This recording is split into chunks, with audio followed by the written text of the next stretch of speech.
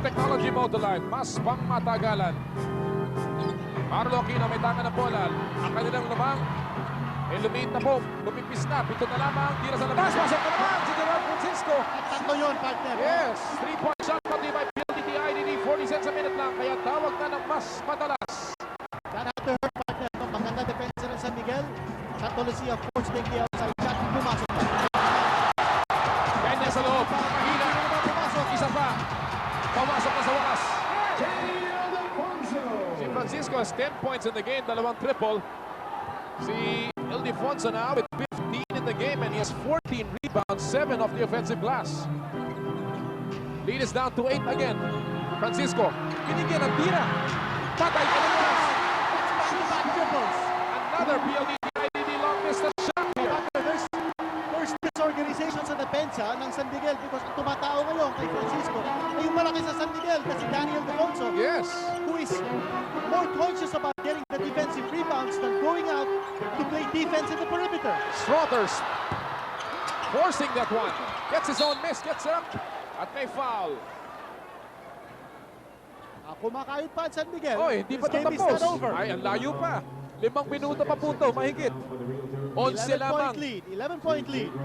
Here's that last play. Ildefonso will check him for a while, then he will back off, and that'll give Francisco all the room he needed. He launches a 3, bang!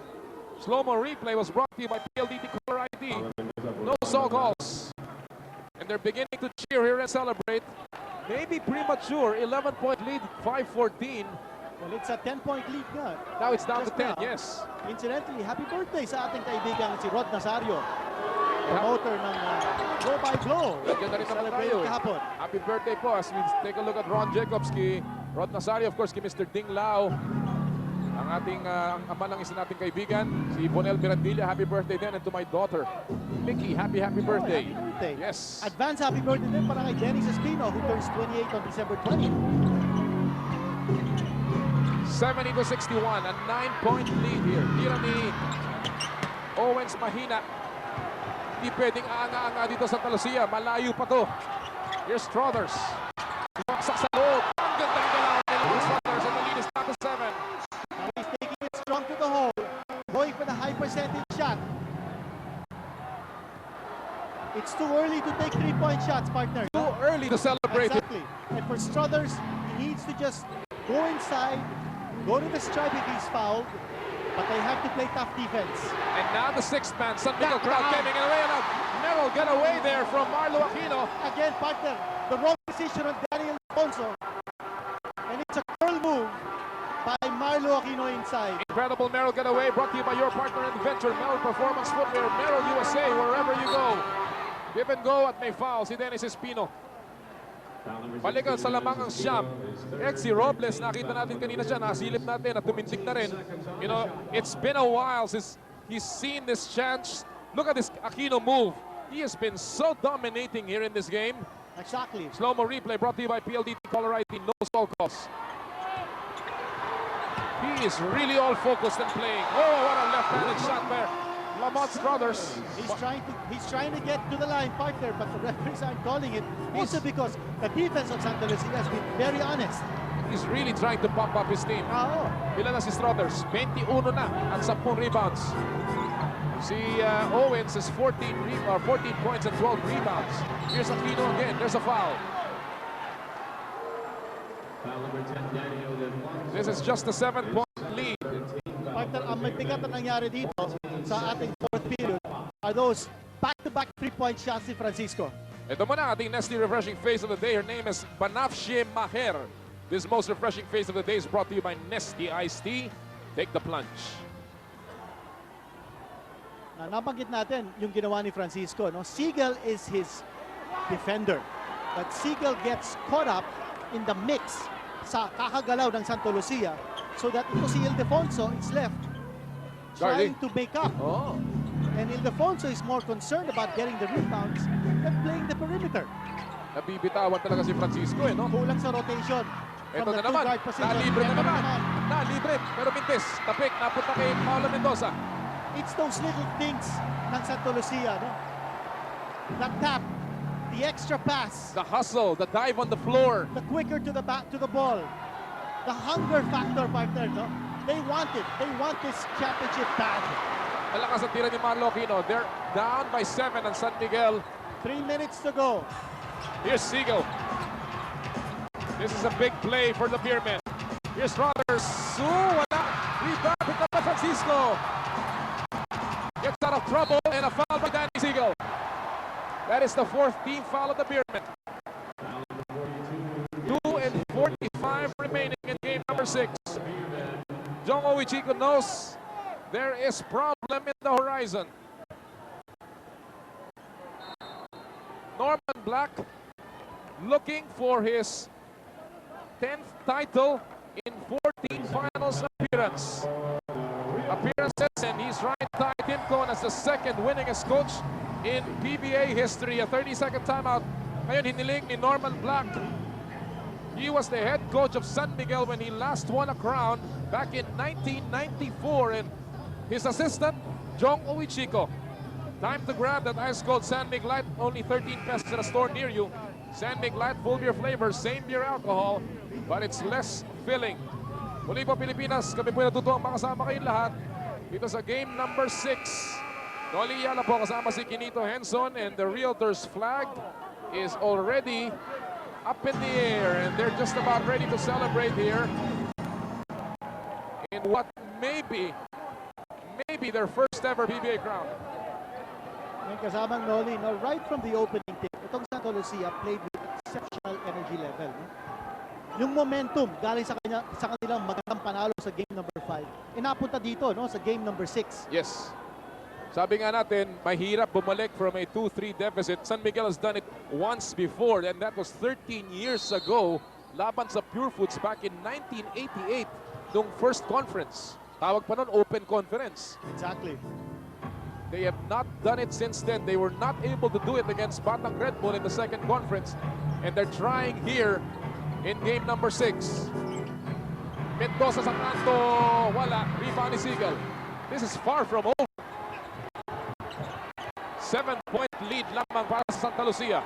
2:20 remaining. Pero ito San Miguel, talagang hirap sila makascore ng quick baskets. So nandun na naman yung depensa ng Santa Lucia. Strothers, nilabas kay Siegel, lipas sa 3! Pass! And as a PLDT IDD long distance shot, and the lead is down to 3 or 4. It's a 4-point lead, partner, and Joseph Chico is asking for tougher defense. It's the last 2 minutes. Brought to you by Barcelona Brandy de España, a toast to life. Naipit si Owens, nilabas ni Mendoza. Pumasok sa loob, Palobo, wala. Rebound is Roberts. Marcela lamang. At si Francisco. Binigay si Siegel para sa 3. Good line, pero wala. Rebound Owens.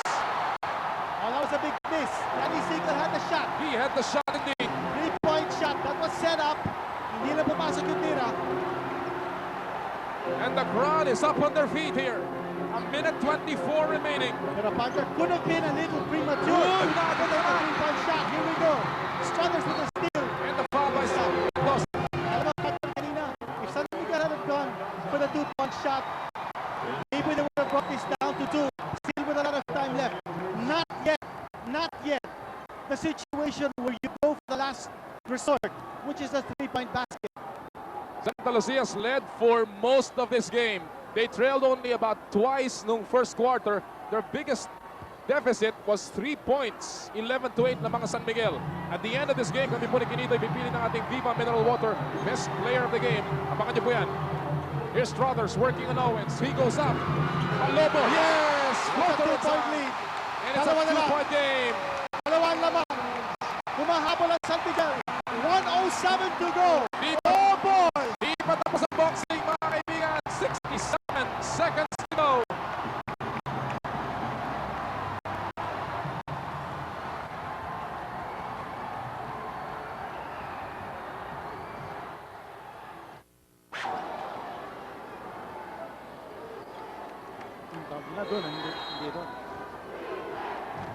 And welcome back mga kaibigan sa Araneta Coliseum. Final moments of game number 6. Dalawa na lamang ang abante ng Santa Lucia. 72 to 70. Mendoza naipit ni Racela. 11 seconds sa kanilang shot clock. This is a big play for the Realtors. He has only 4 points. The Owens in the second half. Supply, rebound ni Dorian Peña. Bola na bitawan na punta ni Sigel. Opportunity to tie. Pagkakataon, San Miguel got the defensive stop. Owens only 4 points in the second half, and he missed the big one.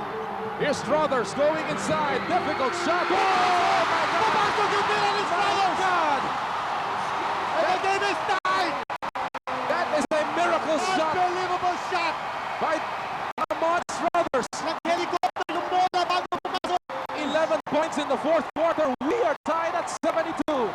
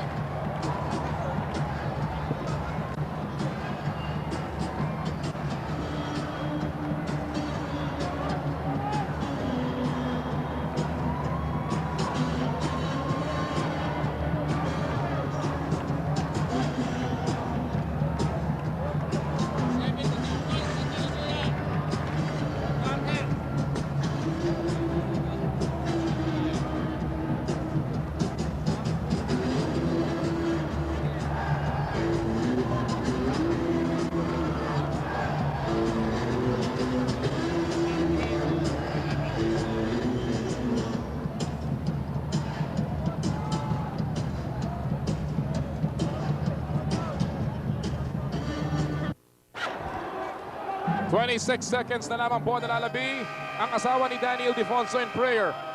Maybe to San Miguel, maybe to Santa Lucia, but no matter what, it was a prayer that was answered with this magnificent shot by Lamont Struthers para maitabla ang ating score at 72 all. And right now, a 30-second timeout, no, a full timeout has been called by the San Miguel Beerman.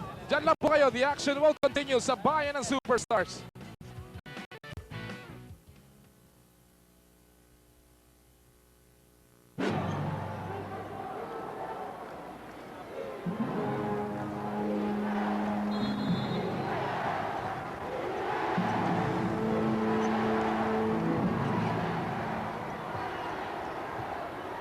That is the time remaining, mga kaibigan. Kapitbayan, tabla tayo 72 all in game number 6.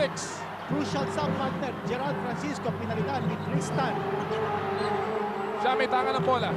Difference of about a second and a half between the game clock and the shot clock. Count for 3. Oh! Oh my God! Tristan! Oh my goodness! Tristan! What a He sub made the shot! by Norman Black with He made the 3.3 shot! seconds to go. Tristan, what a sub! Sabi ko nga, no, critical substitution. And now, Norman Black, he has been coming up with the perfect subs. watch this again. Tristan nonchalantly launching a three-point bomb right in the heart of San Miguel. We have a timeout. Santa Lucia up by 3 with 3 seconds to go.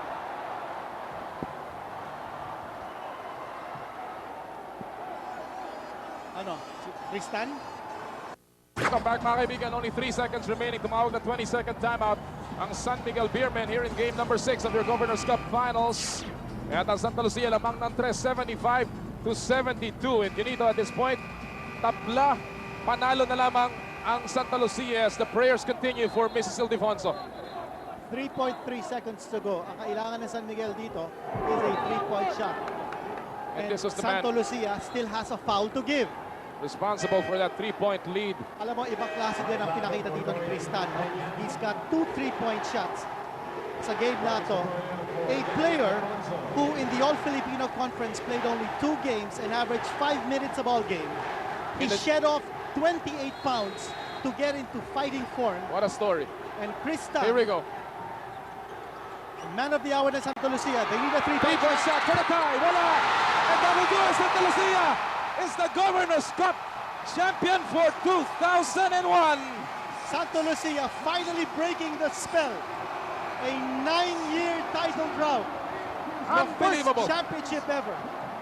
After 9 long years of waiting, Buddy Encarnado, Exi Robles, and Norman Black have given Santa Lucia its first ever PBA championship. Norman Black in his 10th title, now with his first championship since 1994. Congratulations to the Realtors. Great coaching job ni Coach Norman Black sa larong ito. And throughout the series, partner, no? Great help from Coach, Assistant Coach Francis Chua. Nandiyan si Adonis Sierra, pati si Franz Pumaren. And what a game. Norman Black had all the answers. They stopped the pick and roll ng San Miguel in this game.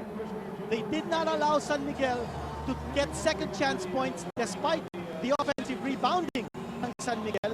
Yung depensa at saka yung failure to execute ng San Miguel, yan ang nagpapanalo sa Sta Lucia Realtors. Si Norman Black ngayon is the 5th head coach to win a championship with 2 different teams to join Baby Lupan, Tommy Manota, Edo Campo, and Yeng Giao in that very exclusive club. He's now the 2nd winningest coach together with Tim Cone in PBA history with his 10th title, and Santa Lucia finally ending a 9-year title drought sa bayan ng Superstars with their first ever PBA championship. Kasama Noli, nakita ko si Kristan pumasok sa loob ng Araneta Coliseum bago nitong laro. And he stopped by the giant crucifix right by the pasillo and he prayed. He prayed for over 5 minutes and then we wished him good luck. Yes. At sabi niya, matatapos na sa araw na to, sabi niya. Well, what a gift from Kristan to his stepfather, Norman Black, who has given him so much confidence to play dito sa PBA from the NBA. Norman Black, of course, with Francis Chua, his bosom buddy, his best friend on and off the court, brought him to Santa Lucia to give themselves a different kind of look. Franz Pumaren, another assistant coach, Adonis Tierra, has been so loyal dito sa organisasyon na to. And of course, team manager Buddy Encarnado, who has been through the best of times and the worst of times. And today, it is the sweetest of moments, a poignant moment for team manager Buddy Encarnado and team owner Exi Robles. As Mr. Robles, a very shy but very and unassuming but yet very firm and unwavering team owner ng Santa Lucia. Now on the floor, bihira mo makita yan si Mr. Robles on the floor. He will join his team in celebrating this first ever PBA championship.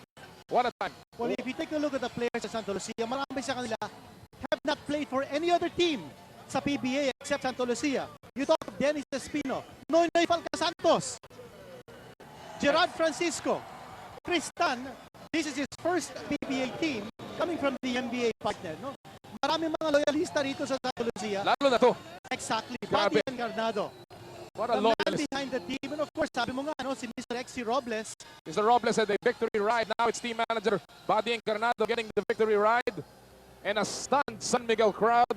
Unbelieving, for the 2nd straight series, they've been upended by a team that never won a championship. Muna batang Red Bull ngayon, Santa Lucia Realtors. At alam mo, partner, dito sa setting ito, no? No team previous to this game had beaten the other twice in a row. But Santa Lucia did it in Game 5 and Game 6. Kristan, hugot sa langit. Hugot talaga. At galing kay Coach Norman Black, he gave his confidence to his stepson, 3-point basket, and that did it.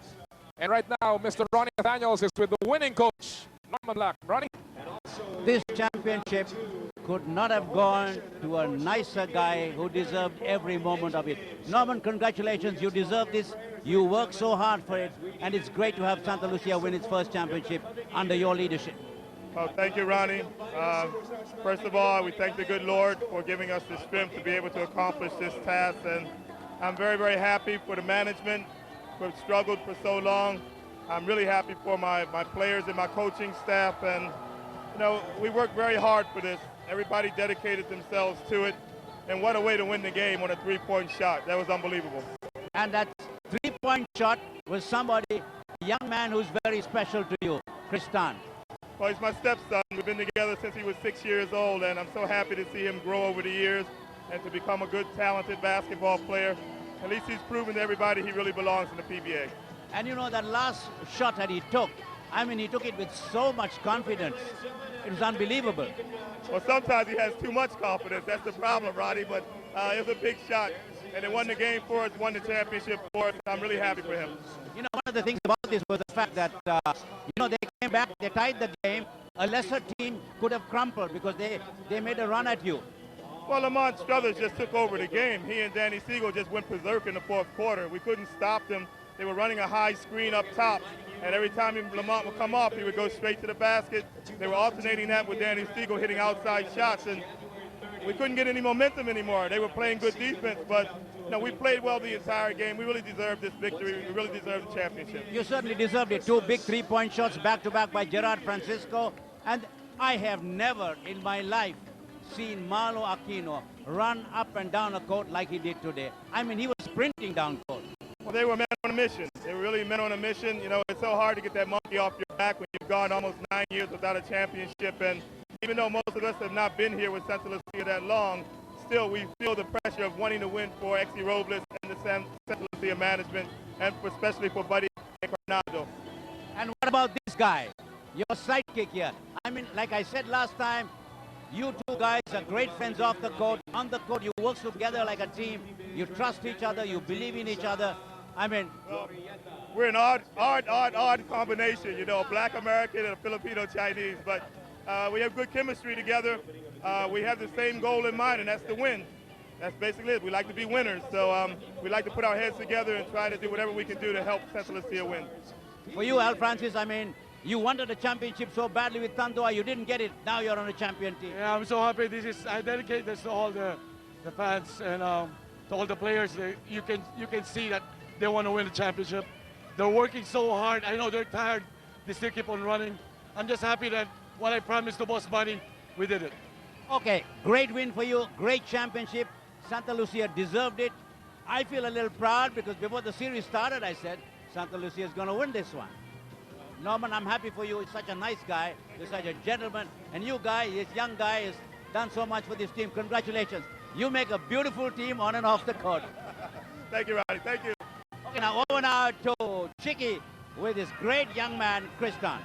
All right, thanks so much, Ronnie. We got the guy with the winning shot, the Viva Mineral player of the game, Kristan. Boy, you were telling me that when you put that shot up, you weren't sure until that last shot. All of your shots, medyo hindi ka sigurado, but that winning shot, you knew it was going to go in. Well, my dad designed the play. We were going to Damien, but he was denied. So I looked at the shot clock 5 seconds ago. It's either I die or I live again. And the Lord is just so good to me this year. And I thank Him for everything. I give Him everything, all my achievements lahat dedicated sa Kanya. Well, kanina, we were talking to your dad. Mr. Ronnie was talking to your dad and was telling everybody how proud he is of you. Sabi ni Norman Black na ngayon, napatunayan mo daw that you really belong to this league and to this team. What do you have to say? No. I think it was more of to all those people who doubted the team, Santa Lucia. I guess next year you have to watch out for us. It's not me, it's not my dad, it's not the management, it's the whole team. We have come together, we are a good team, and to all those detractors, I think they have to shut up now because we proved to them that we're worthy to be here. And next year, hopefully, it's going to be a better year for us. Wow, well said, Chris. When did you know it was going to be yours? Or did you really feel it from the beginning of the series? Actually, I have this very, very, very, very close friend now. At the start of this conference, I said, I promise you we'll make it to the championship. But I never thought we'll win it. But when we went in the championship, the way we did, sobrang I felt that confidence. Pero talagang team effort. Everybody, from down to the ball boy, everybody prayed, lahat. Thank you. All right, well, your mom must be the proudest mom around. You might want to greet her and everybody else, all your fans out there. My mom's in the States. Ma, this one's for you. And you know who you are, this one's for you. All right, congratulations, Kristan. Take it over now to Ronnie Nathaniels with Damien Owens. This young man came into this league, took it by storm. Damien Owens, Damien, you let it all hang out today. If you didn't win this one, you'd be in trouble if it went to a Game 7. Yeah, we knew that. We knew they're a tough team, and it seemed like they love Ultra. The last time we played there, they was on fire. They shot like 73% in the first half from three. We knew that was their home court advantage right there. So we just came out here, try to dive after the loose balls, rebound every ball, and play as hard as we can. What about that last second 3-point shot by Kristan? Unbelievable.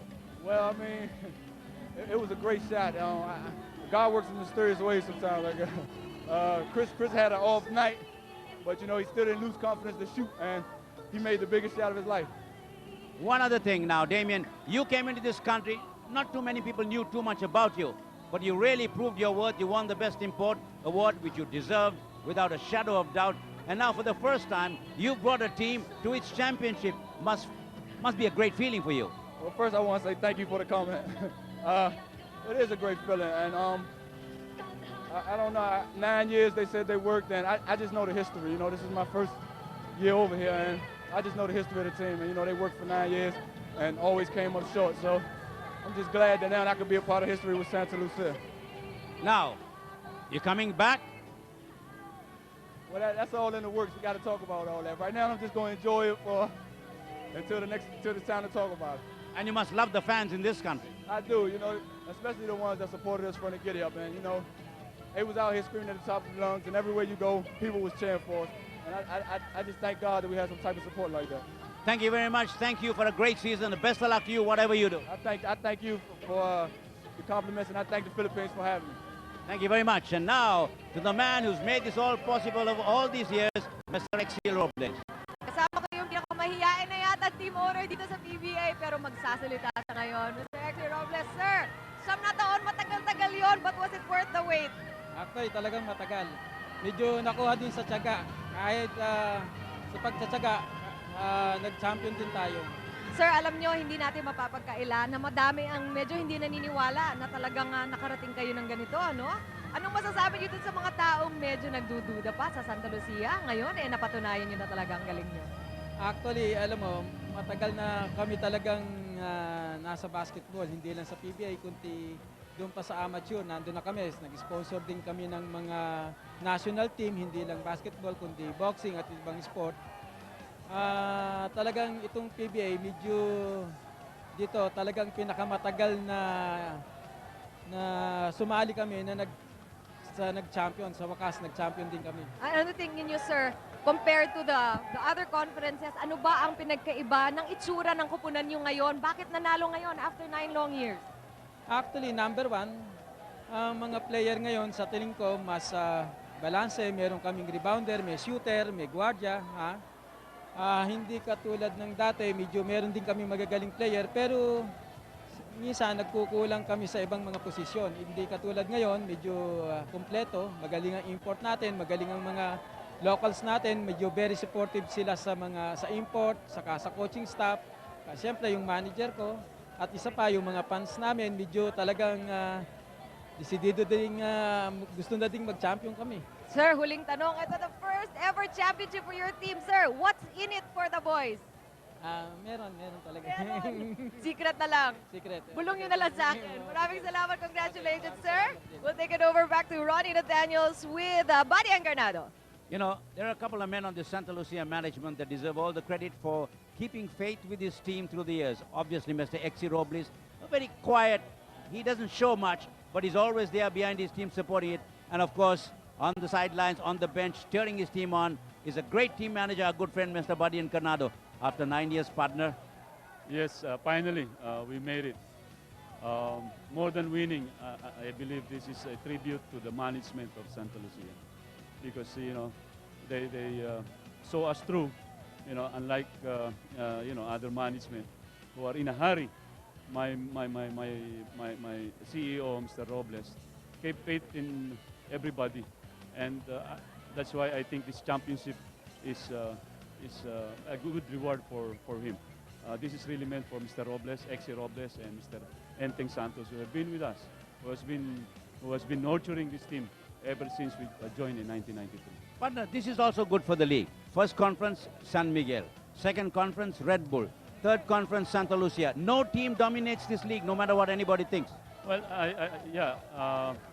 I'd like to believe also that this is meaningful to us simply because, one, I never thought in all the conferences that we have and in the advent of Phil Americans, you know, of all the teams, my team is the only one with no Phil-Ams. And, you know, frankly, I did not expect to get this championship from the beginning. But it turned out that it was a challenge to everybody, most especially to Marlo and to Dennis. Dennis stood his ground, and this is a tribute to his leadership. He's not only a good basketball player, but I'm telling you, and take it from me, he is a born leader.